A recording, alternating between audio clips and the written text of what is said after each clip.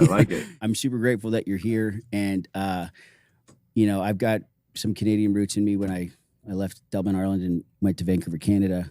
And I lived in Canada from when I was 6 years old till I was 17. So, and you're a Canadian who's also Yes, sir. migrated down to the States. And I'm in That's right. your second home, Nashville. Yep. And you're on the road. You know, it's like, And I'm on the road back in Canada. Yeah. it's like, it's just that never ending switch. We got introduced through, I actually saw your podcast on Drinking Bros with Dan. Yeah. And heard your music, and I reached out to Dan. I was like, dude, this guy's fucking great. I was like, let me see if I can get him on SEAL Team. And then he connected, and then you and I just been Instagram buddies, and I become a really big fan of your music. And then through that, I then watched the Sean Ryan show and found out more about your story. I'm like, dude, this guy's just like lived a life for as young as you are. But the crazy thing is your music, you're such a storyteller. And I'm a real believer in artists that write music that have lived a life, have a very poetic way of telling a story. And I think with your music, when you really listen to the journey that what this character or this voice that you have goes through, it really is poetic. I mean, I appreciate the kind words about the music. This is new to me. It's not, I'm not a played guitar since I was 5-year-old kind of kid. You looking to amp up your ride? Total Off-Road and more has got you covered. Whether you're shopping for custom wheels, lighting, or you just need something installed like a spray-on bed liner, they're your one-stop shop for all off-road, performance, and automotive needs. Find a location near you at totaloffroad.com. Total Off-Road, where every ride becomes an adventure. But yeah, I grew up in very, very rural Alberta, a little indigenous community called Fishing Lake Métis Settlement. Oh, wow. And for the folks that don't know, Métis in Canada are indigenous in that with the first settlers, we're, half-breeds is what we are. Yeah. And so we have settlements that are kind of like reserves. And I grew up out there, and it's, maybe 300 people maximum. That's Right. probably what our population capped out at the most while I was there. It was just lots of living in the woods. There's a tiny little townside area. And mainly my life was focused around being outdoors and then hockey until, I played all the way to the end of junior hockey. You could always tell a Canadian when they say the word hockey. Oh, that's where my accent shows. Yeah, it's like you can be like Nashville singing country music, you're like hockey. I'll take it, and I'll probably say A at least. Oh yeah, you got to, man. Go on. I've got Canadian in me. When I went into acting, they'd be like, "Sorry," well, like it's like sorry. I'm like, then they would like focus on that. Like that sounds terrible, dude. So sorry, I didn't mean to cut you off, but I was like, yes, there's the Canadian. No. Yeah, the Molson will bring out your Canadian accent. Yeah. So it was just all playing hockey until I was working in the oil field. Being from Alberta, that's kind of what you do. Yeah. And the guy I was working with had done a contract as a comms guy in the military, and he told me about this special operations unit. And I just remember it, like, when I learned, I didn't know anything about the military in Canada. And when he was starting to tell me about this unit that we had, and he wasn't in it. He was just, he was in the Army, so he knew about this unit, JTF2, which was a special operations hostage rescue unit. That would be the equivalent to our either your Delta or your Dev Group guys. Yeah. So tier 1 unit. And I was blown away. I didn't believe him at first. And we spent every day together working on his swamper on his flush by truck. And so we just sit there. I just had more and more questions. What is this unit? What kind of stuff do they do? Because I think of like, and all due respect to the Canadians, is like, I didn't know either. I always knew that we had a military. I think the Mounties, it's like, like very nice people, Yeah, yeah, exactly. Oh, sorry. Dude, I was in the same boat, man. Yeah. But you guys are some bad motherfuckers. There's when I read into it, I was like, oh man, like you guys are like, it's legit, it's at par with the best that we have down here. It surprised me as much as you. Yeah. So I just remember, I was deciding that was my last year of junior hockey. If I was going to go play, I probably could have played semi-pro or over in Europe a little bit and grinding out a hockey career, and I loved playing hockey. But it was this crossroad, and when I learned about this unit, I remember my focus just shifting completely. I was like, I want to do that next. That's the next thing I want to do. And I started just training my ass off. And I was already like kind of fit because I was playing hockey and stuff, but it was like just a new focus for all kinds of stuff. So I went to the recruiting center, said, hey, I want to join the military and I want to go to JTF2. The recruiter was like, okay, kid. Yeah. Relax. Everybody wants to do that. Because you have to do 2 years in the regular Reg Force Army or any branch really in the military before you can try out and go to selection. So I was like, yeah, I want to join the infantry and I want to go to JTF2. And at first he was like, the infantry's full, but we have all these other wonderful positions you can join. Yeah. And I was like, call me when there's an opening.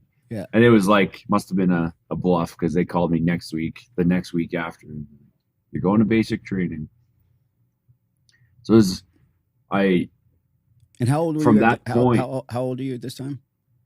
This would have been, I was probably 23. Something like that, 23. Yeah. It's so crazy to think, after I met the guys on the show and spent the last 8 years with them, I really believe there's guys that you're born a warrior.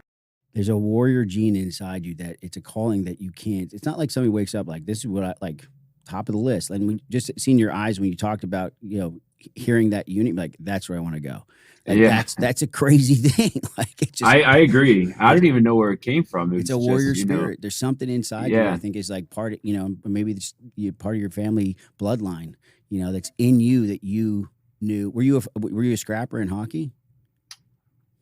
Hesitantly, I was. I never found that, like, I always just wanted to play good, hard, fast hockey. And I found myself in junior hockey, especially when I played, like, it was crazy. Oh yeah. So yeah, and I'm a pretty big dude. I prefer to just skate and try and score and play well, but no, I found myself fighting a lot. Yeah, because the other teams in Forster would be like, I'm going with probably that guy. Alberta too, where you grew up. There's like you had to sort of stand your ground. Oh yeah, I played in Alberta. I played in Manitoba. Oh, you're playing with some tough boys. Oh yeah, yeah. I got beat up a lot too, though. By the way. Yeah. But yeah, I guess it's always kind of been more of a protector mindset throughout. I think about even all the high school fights I'd been in and growing up and stuff. It was generally just trying to stick up or stand up for somebody else. Not so much, me going out just looking for trouble or violence. Heading to where you were going before you went to selection, when you were there, was there a reason that truly motivated you that you wanted to go overseas and fight? Like, what was that?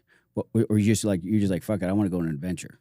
Well, I thought about this a lot, and I think the first part of it was very much adventure. I'm a young man, like, just trying to figure out what I want to do, and there was this calling to adventure, and just the fact that it was badass, quite frankly. And my ego was like, well, if I can do that, I'm going to prove to who, I don't know, myself, everyone else, the whole world, whatever it is. It's just, it was very, I would say it was very ego driven when I was younger. And once I was in the unit for a while, it kind of shifted, and it was more about, a lot more about service. And I don't mean that even, like, not necessarily to my country, even though it was, but it was like to the people I see in those countries being oppressed by groups like ISIS. So that when you would see that emotionally affected you too, like, that's not right. Oh yeah. That gave me like a new fire. Wow. To just like do as good of a job as we could at killing. And it's so interesting with today's society, like with Instagram, people will go, like, they'll scroll by like, oh, that sucks. And they'll just go, oh yeah, scroll by. Like, it's terrible. It's because, and you see that and you're like, I want to go, that's the warrior spirit, Yeah. It was, but I found it interesting that, like, as I grew up in the unit, it shifted from just like, oh, this badass thing, that it was really young man's ego and adventure and all of this stuff that was just like, I got to go prove myself, to more of a service mindset to, to other people. And compared to the American military, would your special operations, would it be like the selection, like at Delta, like where it's all of the military, or is it more like? Yeah. So it is it's like, the same. So sort. any military after your, I mean, I don't know what stands right now, but as of 2 years, when I was in, it was 2 years, and you could go do selection. You had to pass some stuff before that, psychological testing, physical testing, and all of this stuff. But if you did 2 years, you could have done 2 years as anything, a cook or really. So what was that? What was that first day of selection like? I mean, I know you can't go into total detail, but it was pretty scary because I went to an infantry unit, and I trained hard with like a lot of dudes that were way fitter than me, no matter how hard I trained. And you would see guys go to selection. They'd be like, all right, go to selection next week. And they'd come back like 2 days later. And you're like, what the hell happened? Like, I can't talk about it. I'm like, oh my God, what are they doing over there? The guys that you worked out side by side with. Yeah. You're like, this guy's got it. Lift heavier than me, run faster than me. And this happened a lot of times. Guys go and come back. And just like, oh my God. What is it you think is the difference? I don't know. I think the only thing really, like, you have to train hard physically, but I do believe it's more mental. It is like, if you could do 100 pull-ups, you're going to be in a position where they'll make you do 110, like whatever it is, that not quitting thing. And I went with a mindset that no matter what happens, I am not quitting. They're going to have to drag me out. And I was challenged. Like, I got an injury that I was trying to push through during selection, and I was like, maybe I should just quit. All the stuff that goes inside your brain. So I think mental is bigger than physical. Physical is also important. And I think luck too, man. I probably got lucky a ton of times, just through selection and through the assaulter course, where I wasn't one who got chopped. And then once you actually made it, how quickly were you deployed from there? So I got to the unit to the fall of 2009.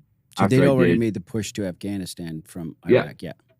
So I did my 2 years in our infantry unit. Yeah. Did selection in 2008. Went on my assaulter course, which is about a 10-month course where you learn all of the everything, shooting, CQB, jumping, medical training, all this stuff. Finished that in the fall of 2009 and got there, and I deployed to Afghanistan in 2010. Wow. So it's still this is like at the height of it's going off there. Like it was just a busy country. Yeah. And where were you based out of first? So that deployment was kind of a weird one. And to be honest, when I got given the task, I was like a little disappointed because it was in Kabul and a little bit out like Bagram area and stuff. But I was supporting our intelligence service doing source handling operations. And we started training for it and stuff. And I was like, oh man, because the other task force was going to do DAs and stuff. But once I got there and was doing the job, I actually really liked it. And I was super glad that was the tour I got, because the other task force that tour was not very busy either. Were you attached to other special operation units, American units, or? We were not attached, but there was a big Overwatch, helping each other out all over the place. So there's very much tied in. Like once you guys get down there, you're. Oh yeah. Are you at the same fobs and stuff, or?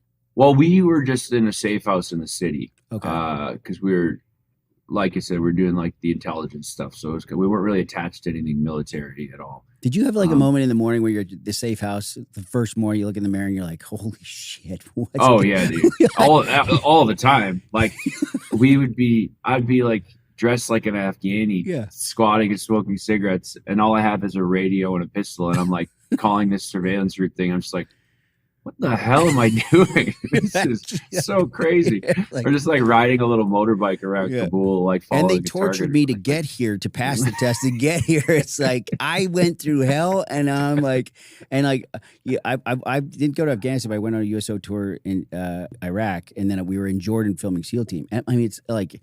It's not like, you're going to the Bahamas and it's like it's like 120 degrees with like a hairdryer in your face. I remember I was in Iraq and we were at Camp Liberty when I landed. It felt like a hairdryer was blowing in my face like this close. I was like trying to breathe the sand. I was like, and you were like, that's where I'm going. Yeah. You're out of goddamn mind. It's like you're like, and you're bummed out when you didn't get to go. Now you go like, yeah. Yeah, I think probably a little crazy. Yeah. So you're there, and then what was your first? When did you have action for the first time? So that one, there was a lot of different kinds of action in that tour. It was just that Kabul was crazy because there was a green zone that had all the, embassies and stuff like that, and we were in the city, and in the city it was like, attacks over here and VBIEDs over here and all kinds of stuff. So it's just, and we're just working amongst the population, with doing the intelligence thing and source handling stuff. So like every day something was affected by an attack on this hotel or an IED over here. And we had a buddy of ours that got blown up in this grocery store, and these guys came in with hand grenades and shot it all up and stuff. And he was a guy that used to be in our unit and was working there doing other stuff. And it was crazy. It was on a day that we were having a barbecue. We were having some other people over and stuff. So we were going shopping. And I remember we were driving to get our hamburger buns. And I was like, oh, no, let's not go to this store. Let's go down the block because they got better hamburger buns. We need some brioche. Let's find the brioche buns. Yeah, and that's what it was. So we go to another store. As soon as we got back, that store we passed by, we hear all this boom, boom, boom, because it was very close to our safe house. And you're kind of used to hearing that in the city. So we just hear a lot of stuff. We hear some gunfire. Okay. And then we get a call. And this guy's like, you got to come get me. Don't let him take me. And so we're like, what the hell? We're like, where are you, dude? And it was very vague. We didn't know if he was at his place or where it was. And eventually he's like, oh, no, this place, this corner. So we all just mount up and rip down the block. And we go into this place and it's just blown to shit. There's kind of people and bodies. It still smells like smoke and trying to figure it all out, and he's not in there. So we're just start hitting the streets and trying to figure out where he was.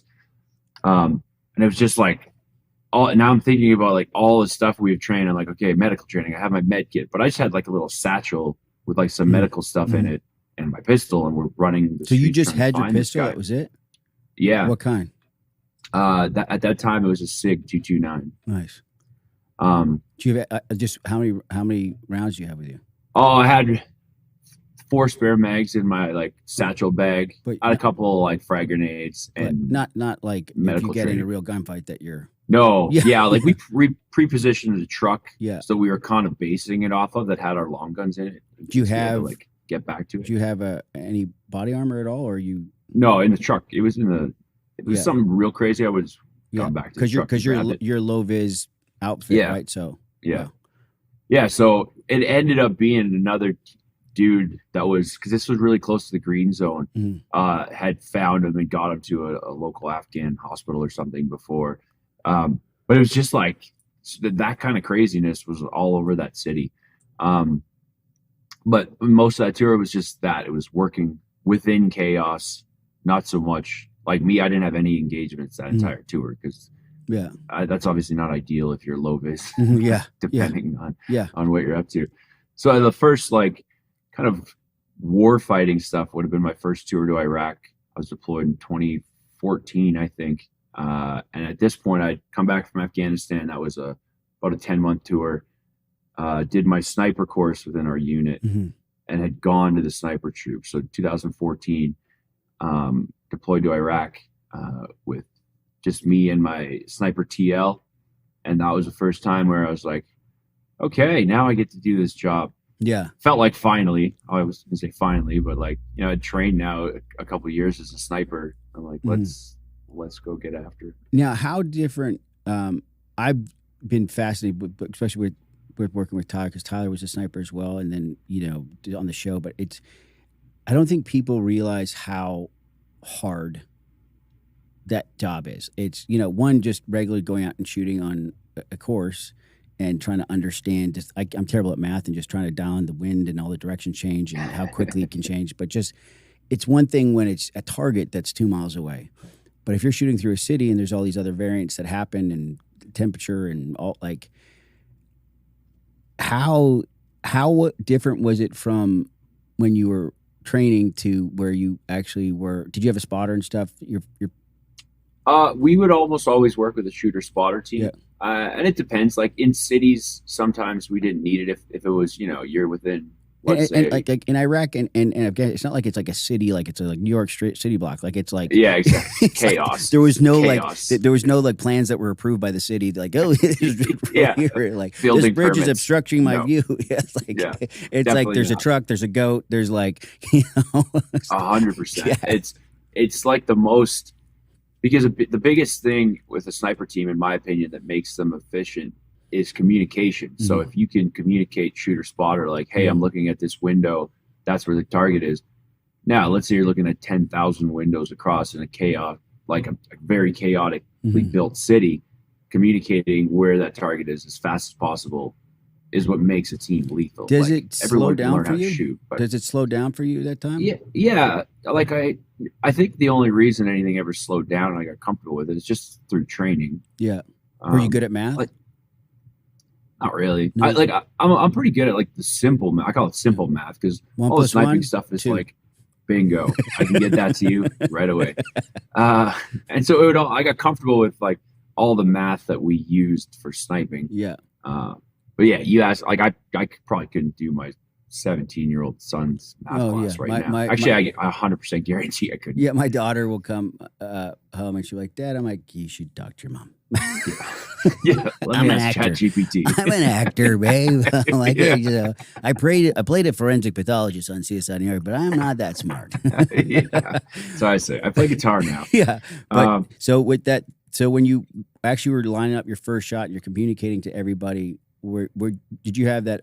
Oh shit! This is I'm in it now. Like this is, or was not it really. Even the flow? first of all the first engagements were like really far. So when we got to Iraq the first time, we were with the Kurds in Kurdistan, and they had this big defensive line all across the border to stop ISIS from kind of steamrolling through Kurdistan like they did Iraq. And it was like this crazy old school standoff, like defense line, kind of no man's land. ISIS, and they would try to penetrate into, they would do different attacks here and there along this defensive line. And so all of our engagements were like, we had to bring the 50 because they were all like 50 cal range. Wow. I was ready to go get after it. It had been years of training. Wow. And I was just like, thousands and thousands of rounds. And I'm just like, let's go. You're in the stall, like open up the gate, go. I remember the first time we went out. So my sniper TL was senior to me. That's my team leader. And we go to the first OP and we're getting all these reports of like, these ISIS fighters are in this building. They come in at night and they're attacking our line and stuff. And I'm like, okay, perfect. So I go out. I got a log of Copenhagen and a bunch of energy drinks. And I'm like, I'm staying up all night. Yeah. And he's like, well, at night we could just do shifts. Like that's what we always do. I was like, no, fuck that. And it's like, I'm not missing anything. Yeah. If something happens. Yeah. He's like, okay. So I stay up all night. Not a single thing happens. Of course. And he wakes up in the morning like, how was it? I'm like, I'm so tired. We do. Just like a new guy to that experience. And I was like, okay, I've learned my lesson. That's why we train on shifts and all of that stuff. Yeah. But yeah, it was funny, but I had it was just like, it's if you practice a sport forever and you don't go play a game. Yeah. You know what I mean? That would be the thing. It's like when you deploy, it's like it's time to now put to work all the stuff you've been working on. What do you think was the toughest part for you? Like the first sort of emotional sort of beat that you had where you're like, man, this is a lot. This is not what I thought it was, or this is I didn't anticipate this struggle. You're like, man, I think for like any of the war fighting stuff, do you know what I mean? I tried to just make decisions that were not based on anything except for what I believed morally. Because there's like a fog that can happen in war when there's a lot going on. You just want to shoot your gun and you just want to get after it. Yeah. And I think you really got to stay in the mindset of like doing what's right. And that's regardless of what the order is or the mission is. And that butts heads a little bit with what the military is based on, following orders and blah, blah, blah. But that was just never for me. Yeah. The thing that struck me, the thing that I didn't really expect is the second tour when I was in Iraq. And I had seen it, but to this level, I didn't really get it. And it was the fact that there was these groups are just kidnapping young girls and putting them into a sex trade that they didn't want to be in. And that was one way that they were promoting, hey, come work for us. Look at this. We have all these little girls. And there was a guy that got captured in Iraq, and it was either intelligence or a news person that did like this interview when he got captured, and he was bragging about having raped like 200 young girls. Now, whether that was an inflated number or not doesn't matter to me. But it was like, it was just like, it was a fire in my belly that was like, okay. And we worked as hard as I possibly could to kill as many as we could. You became Liam Neeson. I have a certain amount of skills. Did you ever give that speech to any of the bad guys? Because that would have been really fucking cool. I wish I could have. That would have been so cool if you're like, I don't know who I am, but I have a certain type of skills. I'm coming for you, buddy. Yeah. Get on their little radio. I'm so sorry I overheard your conversation. Dude, that would, I mean, Liam Neeson, man. I mean, you bring Liam Neeson to Afghanistan, Iraq, they would just get scared. They'd be like, "Oh, war's over." I don't know why they didn't do that a long time ago. Actually, it's you know, obviously the Tropic Thunder and all that sort of stuff. It's like one of the greatest movies ever written. But it's like like when you just have all these characters in there and Simple Jack and all those things. There's no the blurred lines of Hollywood and what actually happens. There was, for me, even on the show, it was like what I thought was, and then when you actually talk to the guys, you know, it's like nothing ever goes to plan. Everything you train for is like, it's like you train for everything, but that one thing that you didn't look at, that's where it goes. And then you are on record as one of the longest sniper hits. That was our team. That would have been my third tour in Iraq. My second tour in Iraq. Our sniper team, we ended up, ISIS got pushed back from Kurdistan back into Mosul, and we were on one side of the river, and they were kind of, their last stronghold was in the old city in Mosul on the other side. And so we were at the top of this hotel called the Nineveh Hotel, and it was this bombed out kind of shell of a hotel that had been fought over a lot. But so we had you know, elevation, we could see for miles, and the fight was kind of perpendicular in front of us. There's ISIS here, and we were waiting for the Iraqi forces to start pushing, and they were going to push street by street and just try and, you know, they were getting into a street gunfight against ISIS to try and push them out. And so we were supporting that with sniper fire and airstrikes. And yeah, when that push finally started, you know, we had been in that OP for 52 days, I think, but it was kind of on and off. We'd pull off position and go do other stuff in the country, and we'd come back when we were told that push was going to happen. And we had been dialed in. We already knew that. We trained down in Texas before we go overseas, accuracy first, and we were shooting really far with these 50s. TACCOM HQ made this thing that's a prism, which helped, game changer. So when that push finally happened, we were initially engaging the ISIS fighters, and when they would, like, they're taking fire, so they'd go in a building, then we would call an airstrike. And the first one is, so there was shooter spotter here in the top floor of this hotel. And my buddy over here in the team, they sent the rounds probably 2.5 miles, and it ricocheted off the ground and hit a dude in the leg, and he dropped. And I was spotting at the time for this sniper team, and I was like, holy shit, he just hit a dude at 2.5 miles. Whoa. And they had this little motorbike that like picked up the casualties and brought them to wherever. And then that same day, just after that, the fight got just slightly closer. We were engaging these guys in an alleyway, and they went into a building, called an airstrike, and it was a dud. The missile like didn't go off. So we saw this guy coming out the second story, but we could see him like towards us. Yeah. And so he like lowered his assault rig and his AK, and he kind of climbed down. And so I was spotting at the time, and I got Scott was shooting on this side, and I'm like, hey, reference this place. Here's your target. Here's your elevation. Here's your wind call. I'm on. He's like, stand by, send it. He sends around, and these guys were doing it at the same time. So we had like 2 rounds sent. So you simultaneous shot. You could sort of start to read where. Yeah, well, a simultaneous shot is a sniper tactic. Yeah, yeah. But we didn't plan it on this one. Wow. We were both talking onto the same target. So we're like, these 2 rounds go, and it's a 10-second flight time. So I'm watching, I'm counting and watching. I'm like, hit. And then they call hit. I'm like, no, that was our hit. And they're like, the guy drops.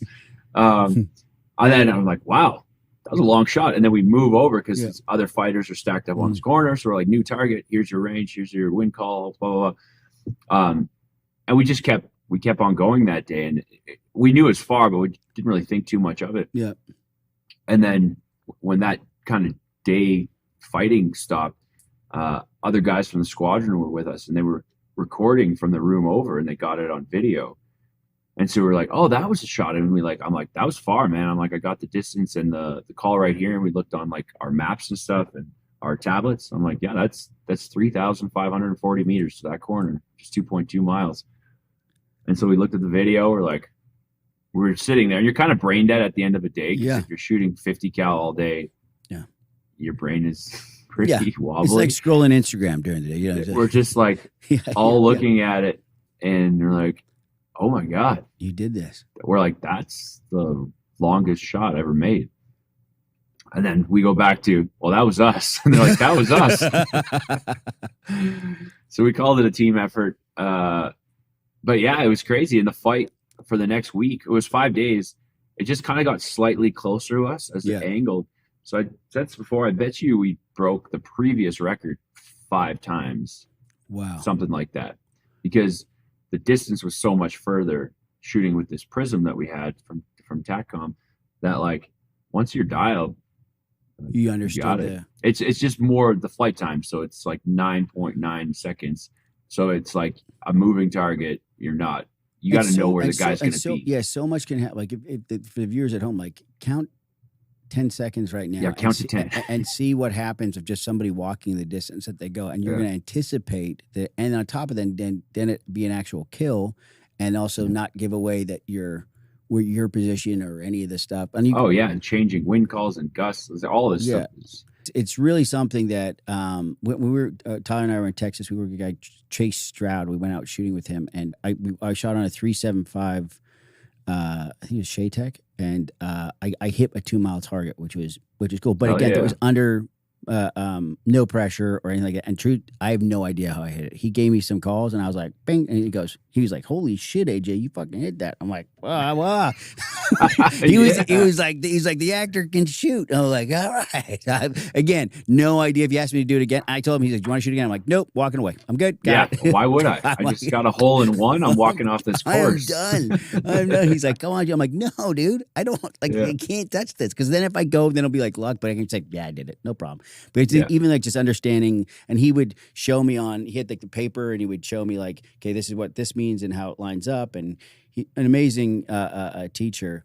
But even seeing how Tyler would shoot, it's the ability to adjust so quickly and understand that world. But what I've always been blown away by guys like yourself is how calm in the chaos you can say. Like you can just lock in. And that I think is such, if there's one transferable amongst many, but one transferable trait for veterans that I think is unbelievable. When you guys lock in on anything and in high stress, high situations, you're able to just, make decisions that. I think it's very similar. Like for people to put it in context, anyone that's ever played sports at a really any level that's above really where you're comfortable, so any professional level or just anything, it's being in that flow state. It's very similar. That's how I look at it. Like when you're playing a sport, like for me, I played hockey my whole life. The game's fast, and you're like, I'm not thinking about everything I'm doing. It's like you're in a flow state where like this problem's coming, and you figure it out. Then you make it bad, and it's all fast. And it feels the same way to me. Like when there's like a bunch of craziness happening. Like, okay, I'm trained for this. I know what to do. I'm in my flow state. Yeah. And then after that, from there in the military, there was some controversy with vaccinations and stuff that happened with you that you. Yeah, it was our unit. This was a couple. So that was 2017. We broke that record around whenever the COVID stuff started. It was just they were bringing in this mandate from the government. And I actually didn't think it was going to be a big deal in our unit. We had a small unit, we were kind of secluded from the rest of the military. And I was just like, it'll be fine. Yeah. And then there was just like, the pressure built on it, as everyone saw. And they're like, no, you have to do this or you're getting fired. And I just really didn't have anything other than, okay, well, let me just go chat with the doc. I'm like, okay, so what's in this thing? And he's like, oh, nobody knew. I don't know. I'm like, so why are you telling me to take it? He's like, well, they say it's good and it's safe. I'm like, okay, well, how is it for someone that's had like a bunch of concussions like I have? Does it do anything to the brain? Oh, I don't know. How about like any injuries I have? Or I have high heavy metals from being on the range and overseas, like literally high arsenic, lead, and mercury. I'm like, what does it do to that? I don't know. I'm like, so you can't tell me anything in my medical history that it's like it's good or it's bad, or he's like, it's safe. I'm like, for everyone? I'm like, peanut butter's not safe for everyone. I was just so confused. I'm like, why are we getting and like, even if they didn't give the best advice my whole career, at least with anything I asked them, there was some type of medical guidance. This was not, and I was like, okay, I think I'm just gonna wait. And, I mean, I'm starting to look at stuff, which is like the normal human. Like, can we just see how this plays out? Like, because like I'm not incredibly well versed on the vaccine protocol, but like usually vaccines to even get approved, there's like a 10-year window or something like that of like trials and this, and there was no trials or anything done. So I had the same knee-jerk reaction when it started coming around too. I was like, whoa, what is this? And like, no, trust us. It's like, no. I was like, I work here. These are the last people I'm going to trust. I know how this government works. But yeah, it got a little crazy, and I was like, well, this is really strange. And so I started looking at stuff, and I'm like, it seems like I'm not at that high of a risk of COVID, or and with there was some of the stuff that's starting to come out with myocarditis and young men that were relatively fit, and I'm like, this actually seems like a higher risk for me. I was like, all right, I think I'm just going to pass on this one. And the pressure was crazy. It just mounted and mounted. We're like, you're going to be fired. You're going to lose your dishonorable discharge and all these things. And I'm just like, no way, got that. Like, that's crazy. And so they really forced guys to get it. I was just like, I'm not going to do that. And then there's a bunch of masking rules around our camp that made absolutely no sense. And I was like, why are we playing this game? Like, we would be doing jujitsu in the morning. And then if I'm sitting in a meeting with you, they want me to put on a mask. It's like, it's just sweating in this guy's mouth. Like, the restaurant thing cracked me up. You have to walk in the restaurant with the mask on, but you sit down at the table. Then you have to. I'm like, okay. It's like, and then you stand up to go to the bathroom. Sir, put your mask on. I was like, God. So like in our camp, I was just like, I'm not gonna play this game. This is so dumb. And I ended up I got kicked out of it was Dwyer Hill, like our training center and our base. And I was supposed to go to a meeting, and they were going to tell me why I was going to get fired for this vax thing. And like, you have to put a mask on for this meeting. And it was the sergeant major of the unit. It's like, okay, does everyone have a mask on? It's like, absolutely. I'm like, well, then you're all safe. Unless they don't work. Then why are you asking me to put one on?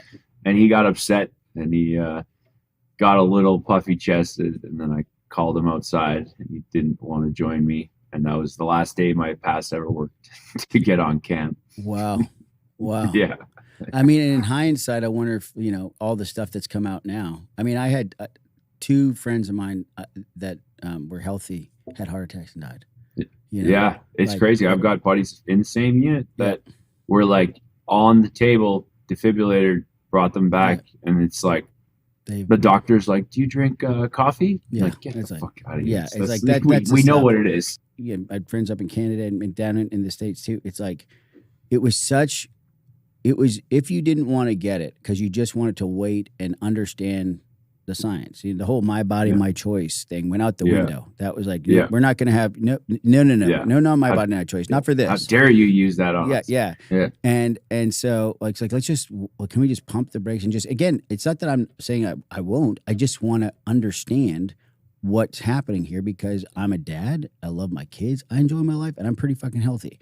And so far what you said about healthy people, I'm okay. Like I'm not gonna, and it was crazy to see how angry people got. And and like even from like the talk show hosts were like, the Jimmy Kimmels of the world, and they were like, everybody was like just villainizing someone for wanting to like just pause. And everybody would, drink the Kool-Aid and post their, I got my vax today. I'm like, good for you, bud. Like they'd make TikTok videos about it, and they paid influencers to do it. Like it was so, I think we're going to look back on this part of time years from now. My kids' will look back and be like, what in the fuck happened? Why? Yeah. It was such like it was almost like this test to see who will comply, who won't. Yeah. It's the weirdest. It almost seems surreal. And I remember just like you thinking about now, like I was listening to this one podcast about, the kids, like what happened to these kids, there's these kids that didn't develop properly because they didn't get to see facial expressions. Everybody's in a mask, so they didn't get to, Totally. we have really fucked up our kids over this, and the lack of accountability even now when it's coming out, like they're doubling down. They're like, I think you should get more boosters. I'm like, if you do the math, you should be on like booster 14 by now or something. And it's still on the government website recommended every 6 months. Crazy. Yeah. It's, and I have to say, I was a little bummed out with Canada because, I love Canada. I love that I live there. I love going to visit there, but there's certain things now that I'm just like, it's such a different country than when I lived there. It's changed so much, and it breaks my heart a little bit. I mean, I'm a big believer of like to each their own. You want to do your thing, 100%. Do your thing, but don't come in my house and tell me how to do your thing. If I'm a good person, I'm doing the best I can, and with the best intentions. Let me be. I just want to raise my kid. You are right in a lot of ways. Canada there's some craziness. I think it's the government. Yeah, it's not the people. Straight up. Yeah. But on a positive note, like we tour constantly. We just did a tour across Canada and back. We did one from Colorado down to Texas. We did Montana, Wyoming, Washington, Alabama, everywhere. So we've gone all over the U.S., all over Canada. And the division really does come from the news and social media. Yeah. It's like we play shows and I talk to people on the left and the right and in the middle. And everyone, for like the overwhelming majority, all agree, are just nice folks that want to like have a good life, and they might want something a little different, and they might like guns more than this person, and blah blah blah. But everyone's just like pretty good. And then you get on the news and social media, and it seems like, how are we even living together? There's so much division. It makes you feel like there's this, like no one, but we're so far apart, and there's more good people on this planet than there is bad.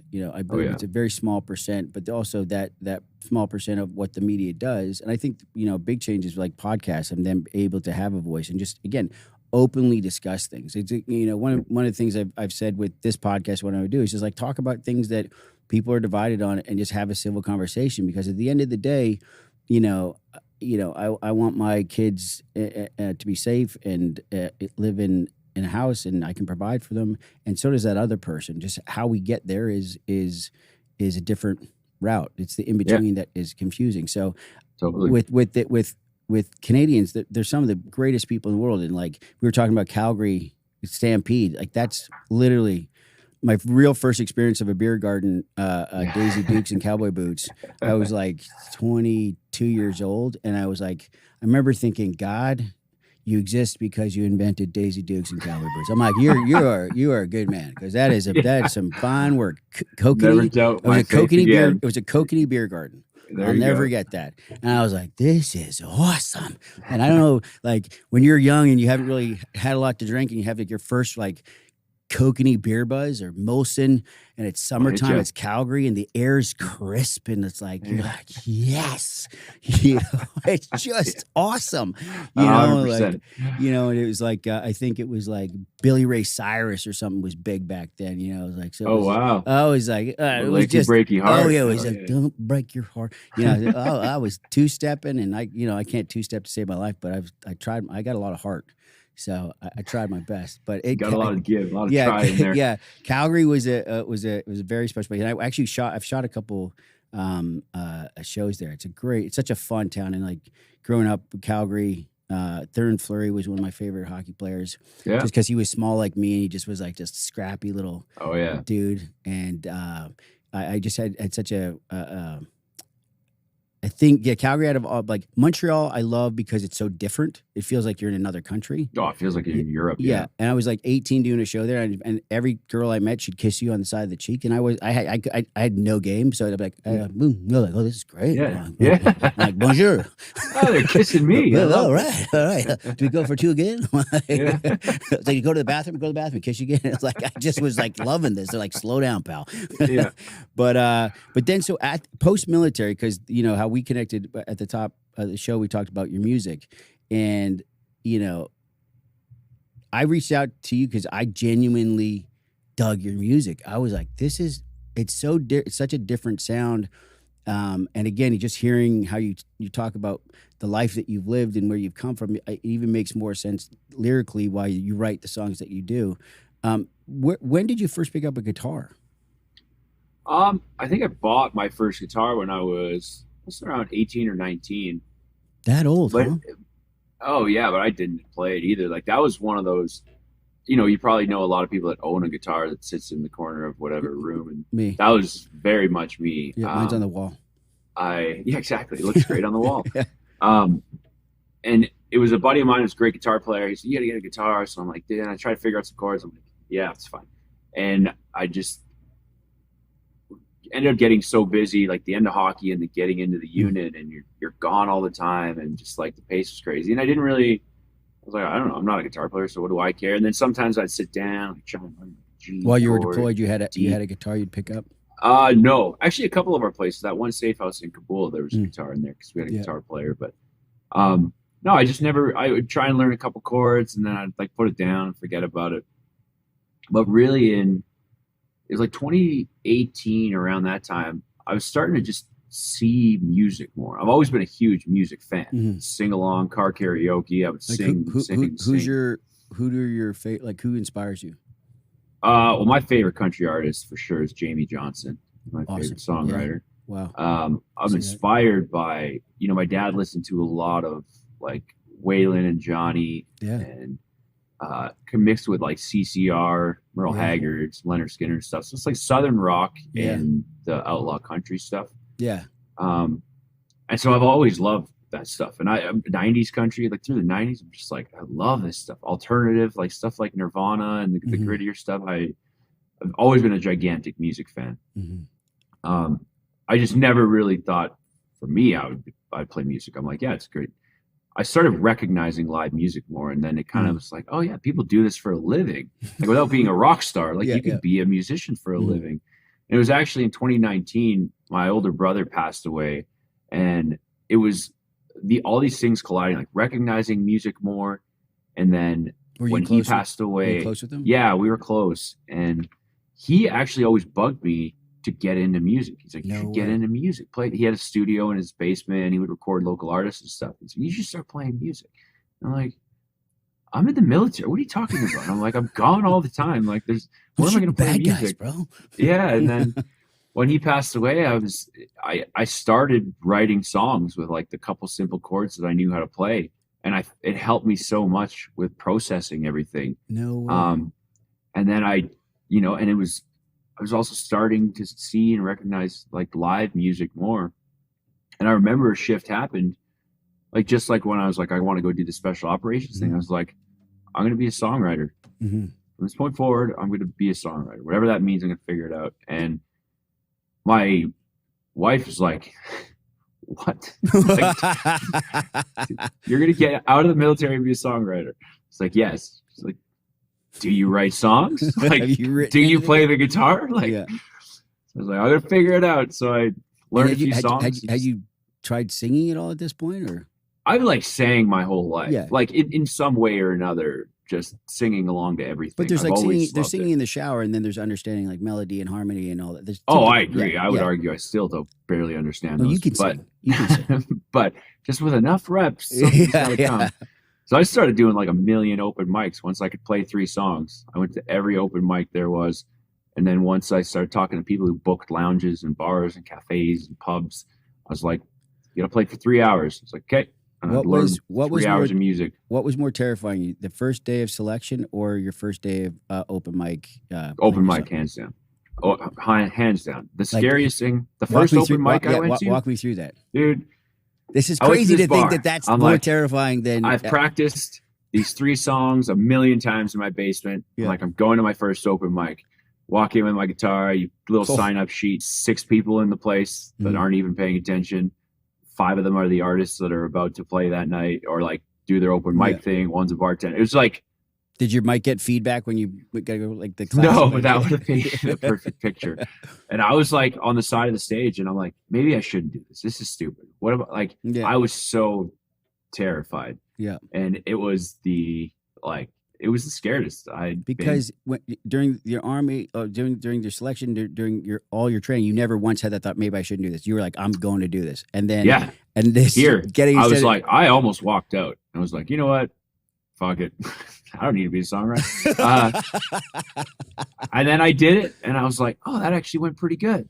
Then I was just like, okay. And I did it like the next day and the next day and the next day. And just like 4 or 5 times a week, open mics until I could play enough. And I'd go play like 4 or 5, 6 nights a week as like the pub acoustic guy for 3 or 4 hours and just made all the reps and was writing songs while I was doing all that stuff. I'm still in the military at this time. Oh, you were? Yeah. Yeah. What song on your album, or if any, do you have one that's dedicated to your brother? No. So I have a bunch that are Inspired. I've not released. Yeah, I play them at live shows sometimes. Quite frankly, every song has him. Is like it's I found like it's really a way I stay connected to him. It's through music, like in our shows all the time. I feel it. And he is the why I'm playing music right now. So it's like, do you have dreams about him? Behind everything. Oh yeah. And him talking to you about, I was really close with my dad. My dad was everything to me. And it took me years to figure out how to talk with him again. And when I figured it out, like we meet at the same place, and we'll have conversation. It's the greatest. It's like made me just open my eyes to, like I know he's there. I know he's watching over. It's like so I will sit down and have conversations about things, and he'll give me advice, and I'll keep. Wow! Yeah, it's like a really cool. It's like like at the longest time it would be I would see him and he would like be in a crowd and I'd lose him, or then I'd get in front of him and he wouldn't hear me, and then one day he's like, "Hey, how are you?" And I was like, "Wow." Was this something? Is this something you practice? Did you read about this in a book, or is there a process? Before my dad, how to do that? Before my dad died, I told him like I'm gonna I want to come in, like I want to find, like we got to find if there's something beyond, like let's figure out a way. And it's and it's like and I'll feel my dad on certain. I'll know it's him. Like something will be there, and I'm like, "Hey, pops." And so it's a really cool thing. It's crazy. My one of my twins, Ranger, he's got a really close connection with Papa Joe, and he told me, he's like, I met Papa Joe in heaven. He told me I was going to be with you. I was like, what? One day randomly, he's like, I met Papa Joe. I was like, really? He was like, yeah. I was like, this is like, he was like 4 or 5 years old. He's like, yeah. And I'm like, and I've always like, he's been in our house, pictures of him everywhere. And I'm like, that's your guardian angel. He's my dad. Like letters that he wrote are all like, he's very much been intertwined. And, and I always find with music too, it's, it's a vibration, right? It's something that you can't see, but you feel. And it's the same thing with love. Love, you can't see, but you feel it. It's like it. So when you write songs, and it's like the connection to the beyond, wherever that is. I always feel like it's the way that you can tell that. Yeah, story. I agree, and I actually think it comes from there anyway. 100%. You get inspired, and it all comes through, and you're like, well, you're just kind of like the artist is like the filter of that stuff, and how you are as an artist. I think if you stay true to it, is like, that's your expression of where that stuff comes flow from. And that's why every artist will be different. They're a different filter for what comes from wherever these songs come from. Yeah, I agree. Adios Amigos. Where's that from? So that was actually about that deployment in 2017 where we. It's such a great. I play it all the time. It's on my gym workout. Oh, thank you. Yeah, it's for me, like every single night that we sing it, I'm right back in Mosul. It's so visual for me. Yeah. I picture everything because I wrote half of it while I was deployed, but unintentionally. I wasn't writing songs yet. I was just writing stuff in like a journal. Mm-hmm. And so I had like half of those lines written almost like in poems or something. Mm-hmm. And then when I started writing, I was like, oh, I'm going to write a song about that. And I went back and I was looking at my journal. It was like, that was the start point. And I finished writing Adios Amigo once I was like, oh yeah, I'm going to be a songwriter. And yeah, it was all about that. And it's crazy just talking about it when we play it, literally every single night, every verse, every line. I picture exactly looking out that hotel window in Nineveh, things I saw down there, like the experience of being there, and just it's wild. Was there been a moment in your singing career thus far where you've been on stage and you just were like, this is where I'm supposed to be? Like you felt it? Yeah. A lot of times. What was the first time? What was that like the first time that happened? I think the first time probably would have been like it happens. It's happened a bunch of times and it still happens all the time. Mm-hmm. But it was like when you feel a song that you've written or you see it or someone comes to talk to you, that it like really connected. It touched them. Like they were crying or they were like, that happened to me, or I feel this in such a way that it's like that connection, like we're talking about. When that comes through music, it's like, this is what I'm supposed to be doing. Yeah, and to the juxtaposition of the life that you've lived to the story that you're telling, is such a crazy arc. But I truly believe, and I said at the beginning, great artists have had to live a life. They have to draw on some sort of experience. They have to have calloused hands. They have to, their face there has to be some sort of scarring, whether it's physical or mental or some sort of thing. But I think by being honest about what that pain is, to express it is where the audience relates to, because it becomes more their journey too. It's like they can there's little pieces of a word or a sentence like, oh, for sure. And I think music and artists find you at the right time. I think it's you're on a journey and you're having a shit day and a song comes on. And you'll never forget that moment. It's like somebody is speaking to you and you're like, I get that. And that's, I feel like, why music, is, and what you do is, creating these stories that are so genuine and putting yourself out there and telling your story for, a young artist or a young warrior or whatever it is. At some point, somebody's going to be having their headphones on. Maybe they're deployed and they're going to hear your song and it'll be like, that Adios Amigos for them for the rest of their life will have some sort of connection, which is a fucking crazy thing. It's so wild. And we'll get these stories all the time at shows with just like, this song helped me through this so much, or this song is like my soundtrack. Oh yeah. There was a lady last night we played. She came up to me and she's like, I'd never heard your music and I heard you singing, and I sat down and she's like, I cried for almost all of the songs you wrote. She's like, they're so like listening to the words, and I was just like, wow, we played in a casino last night. So it's not like a small, intimate listening room that's, you can really, but she was listening to the words and she was like, when you're open, it cuts through the noise. When you're open when you're searching for something, I believe it cuts through whatever noise is happening. So a casino is a perfect metaphor for hearing, something that you're going to, because the last thing you're going to have, you think, maybe if you lose some money, you're going to cry, but, but a song plays and you're like, wow, I really mean it. You've got an incredible talent, and I'm looking forward to, getting to hang out with you and see you play live. And there's another part of my YouTube channel, which is called No Maps, No Plans, where we'll go out and hunt or shoot guns or do crazy shit. And it will be me, AJ, learning how to become more like Sonny Quinn, my character. and do manly things. I like it. So I just was out with Zach and Mary from Country Outdoor Channel. I got my first bow and was learning how to shoot that, and just it's just going to be a really fun thing. So I can't thank you enough for coming on here and chatting with me today. You are my first guest. And I'm honored. Yeah, awesome, it's really cool. And where can people find you? Where do they go to find out where you're playing? All that sort of good stuff. Yeah, anything social media will be Dallas Alexander, Spotify, Apple, wherever you listen to your music. Dallas Alexander. Be aware of fake accounts.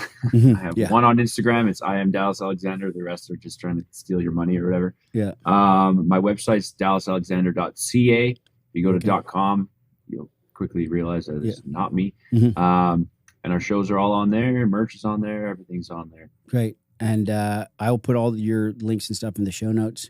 My brother, I really appreciate it. I'm looking forward to having a beer with you. A kokanee or a Molson. I don't know if they sell. I don't know if they sell those in Nashville, but we'll get them. We could probably find them. We have to get you out. You know what I got to get you out for is I started this Music City Gun Club in Nashville. Okay, that would be a good one. Let's bring do it. Special operations gun instructors. Done. And right now it's been like we've had a couple actors on and some artists and stuff. It's just an awesome day. Well, let's. I'm going to be back in on the 15th to the 18th. So let's figure. I'll chat. I'll chat with you. All right. My brother, safe travels. Good luck for the best of the trip. Thank you for being my first guest.